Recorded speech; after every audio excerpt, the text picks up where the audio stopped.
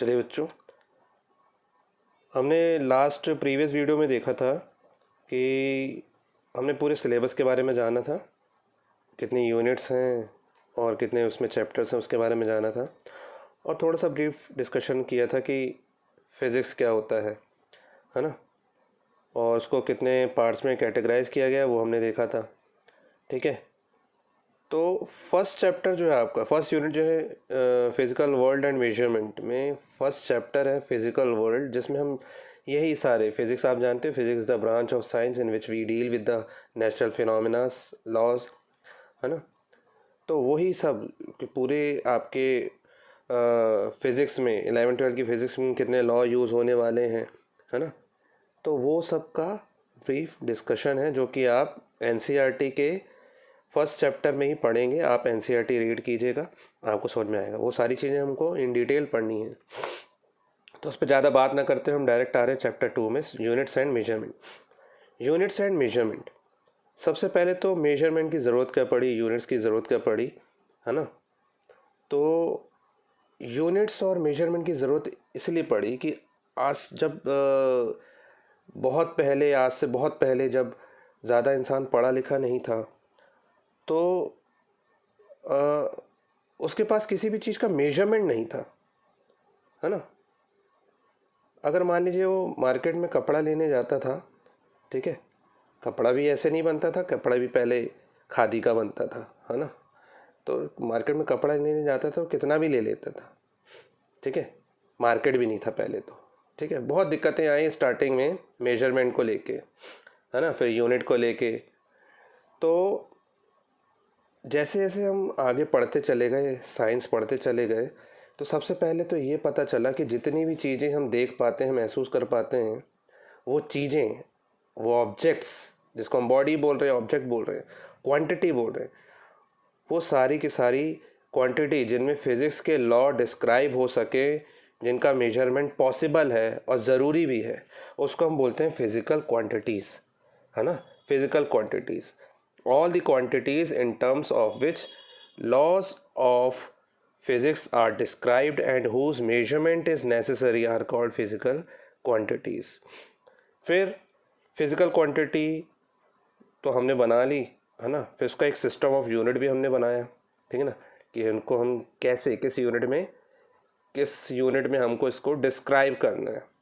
लेकिन उससे पहले फिज़िकल क्वांटिटीज़ होती कितने टाइप की हैं, है ना, जिनको मेजर किया जा सकता है दुनिया में।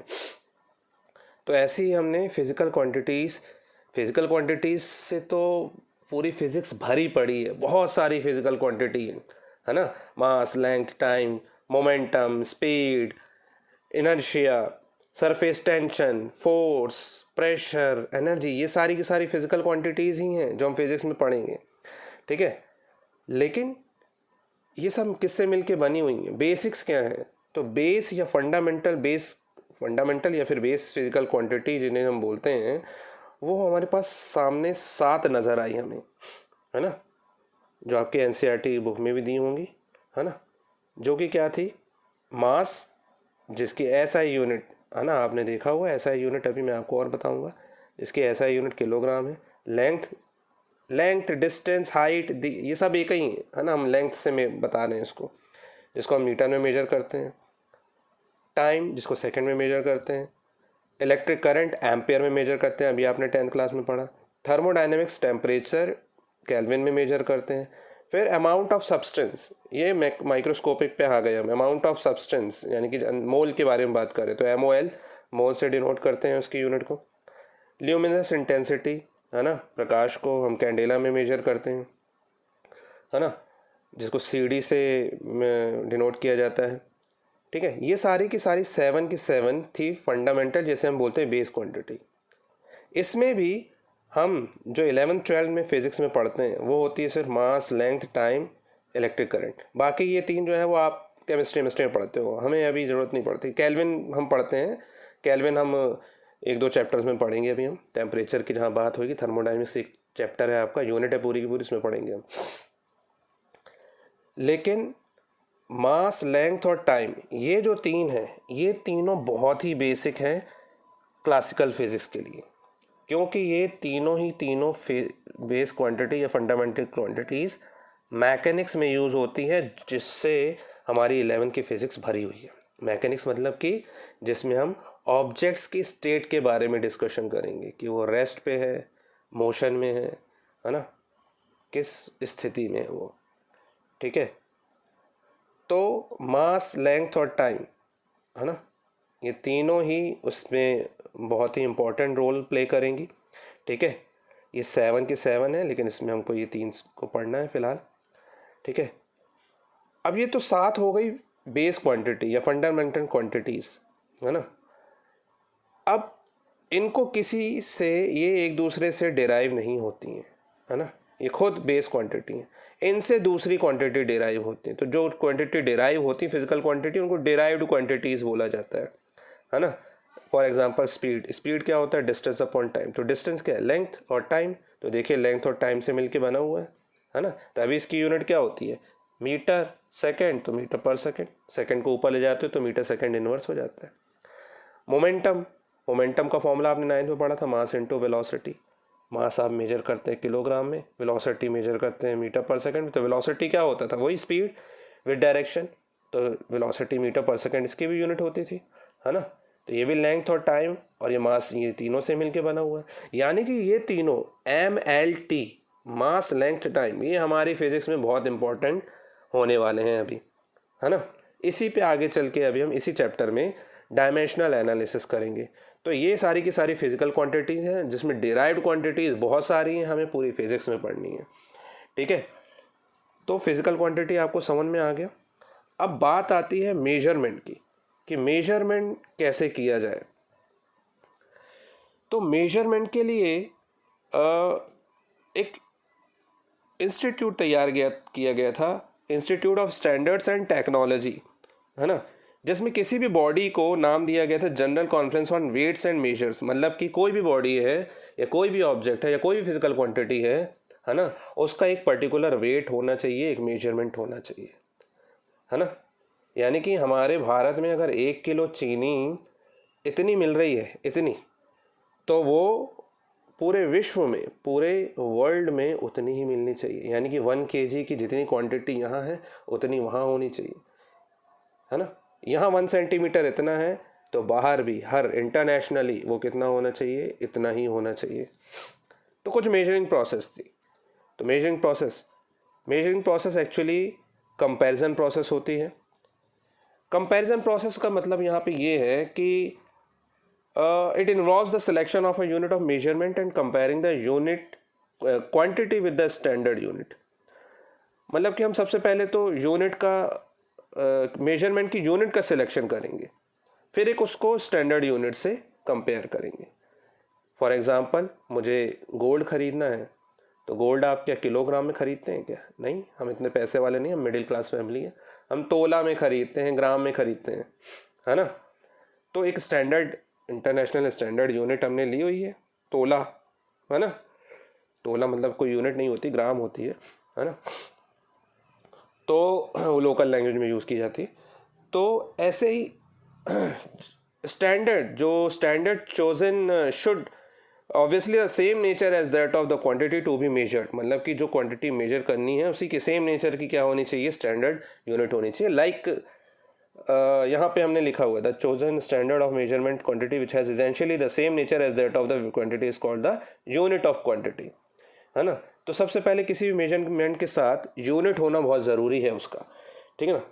तो हमने सपोज इस पेज को मेज़र किया, तो हमने एक यूनिट बनाई थी सेंटीमीटर सबसे पहले। तो जब सेंटीमीटर यूनिट बनाई तो हमने इसको मेज़र कर लिया, है ना, स्केल को रख के। आपके पास जो स्केल होता है वो 15 सेंटीमीटर का होता है ना, जो प्लास्टिक का आता है, ठीक है। तो 15 सेंटीमीटर से आपने इसको मेजर कर लिया, सपोज ये 30 सेंटीमीटर फॉर एग्जांपल। अब बात आई कि यहाँ से लेके मुझे दिल्ली तक की डिस्टेंस मेजर करनी थी, और आपके पास वो छोटा सा स्केल है, तो क्या आप स्केल से मेजर करोगे, नहीं ना। हमारे लिए पॉसिबल ही नहीं है कि इतनी छोटी यूनिट से हम दिल्ली तक की डिस्टेंस को मेजर कर सकें। तो फिर हमने क्या बना दिया, डिस्टेंस एक और यूनिट तैयार कर दी, किलोमीटर की। हाँ, अब इतने इतने यहाँ से यहाँ तक की डिस्टेंस को 1 किलोमीटर बोल दिया, तो हाँ हमारे लिए ईजी हो गया। यहाँ से दिल्ली 1000 किलोमीटर है ना, हमने मेजर कर लिया चल चल के, ठीक है। लेकिन अब बात आ गई थी बीच की ये बात आ गई कि सपोज मुझे मेरे घर की दीवार मेज़र करनी है ना, एक वॉल मेज़र करनी है मुझे, अपने एक रूम की वॉल मेज़र करनी है, जिसकी कुछ लेंथ जो होगी सपोज 20 फीट्स है ना। अब फीट भी एक यूनिट होती है, ठीक है, लेकिन ऐसी यूनिट जो कि इंटरनेशनली और कन्वीनियंट हो, ऐसी यूनिट हमको बनानी थी। तो हमने सेंटीमीटर से थोड़ी बड़ी और किलोमीटर से थोड़ी छोटी बनाई, हमने मीटर ले ली, है ना। तो हमने 1 मीटर ले ली। 1 मीटर मतलब कि आपके स्कूल में जो बेंच है सपोज वो 1 मीटर की होती है ना, सपोज। तो उस 1 मीटर की डिस्टेंस अगर मैं उसको 1 मीटर लेंथ ले रहा हूँ, तो ऑब्वियसली मुझे दीवार को वॉल को मेजर करने में दिक्कत नहीं जाएगी, है ना। तो उससे मैं दिल्ली तक की डिस्टेंस भी मेजर कर सकता हूँ। थोड़ा सा दिक्कत ज़रूर जाएगी किलोमीटर से मीटर में कन्वर्ट हो जाएगा, कोई प्रॉब्लम नहीं है, लेकिन किलोमीटर और सेंटीमीटर में बहुत बड़ा डिफरेंस होता है ना। तो एक्यूरेटली मेजरमेंट और कन्वीनियंटली मेजरमेंट के लिए हमने कुछ इंटरनेशनल स्टैंडर्ड यूनिट तैयार की। ये इंटरनेशनल एसआई यूनिट जो होती है एक सिस्टम ऑफ यूनिट है, ऐसे हम 4 सिस्टम ऑफ यूनिट पढ़ेंगे, है ना। तो जो the chosen standard of measurement of quantity which has essentially the same nature as that of the quantity is called unit of quantity, इसको हम यूनिट बोलेंगे। अब unit of length has to be in terms of length only, similarly unit of mass has to be in terms of mass, है ना, and so on. तो suppose for example हमने लिया हुआ है यहाँ पे कि we have to measure the line A B line को मेजर करना है हमें। ये बहुत लंबी लाइन थी, तो हमने क्या किया, हमारे पास 1 मीटर तो था, मीटर हमने लेंथ बना चुके थे, हमारे पास मेजरमेंट है, इतनी लेंथ को हम 1 मीटर बोलते हैं, है ना। 1 मीटर का हमारे पास स्केल है, उस स्केल को हमने रख के देखा ऐसे करके, तो ये पाया कि ये 3 मीटर थी। कितनी थी ये लेंथ? 3 मीटर। तो ए बी इज 3 मीटर, है ना।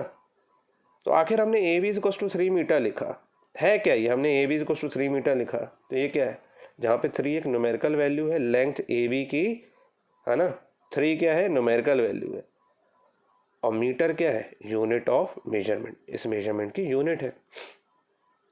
मतलब कि अगर मान लीजिए हम किसी भी क्वांटिटी, अब लेंथ क्या है, फिजिकल क्वांटिटी, किसी भी क्वांटिटी का मैग्नीट्यूड हमें निकालना है, तो वो क्या होगा, numerical value n multiply by size of its unit.